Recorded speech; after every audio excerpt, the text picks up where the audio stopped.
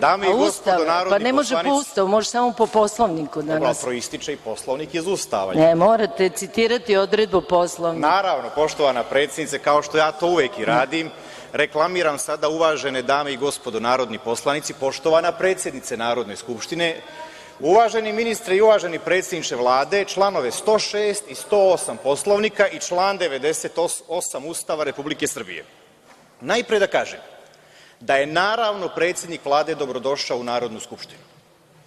Koliko se ja sećam, predsednik Vlade, gospodine Vučiću, vi ste nam na jednoj sednici ovde i obećali da ćete češće, ako je moguće i svakog poslednjeg četvrtka, dolaziti u Narodnu skupštinu da odgovarate na pitanja narodnih poslanika. Ja sam sedeo ovde, čuo sam šta ste rekli, proverio u stenogramu, gospodine Vučiću, nije vas bilo u Skupštini u avgustu. Ja sad kršim Poslovnik jer vas puštam da se obraćate Aleksandru Vučiću. Sama ću tražiti da se glasa o ovom mom ponašanju.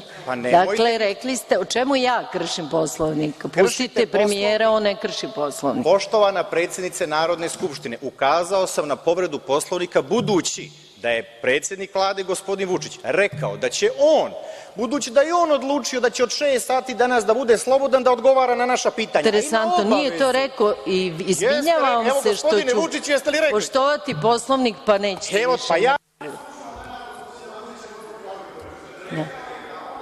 Danas je sreda, doći će on jednog četvrtka. Da, okej.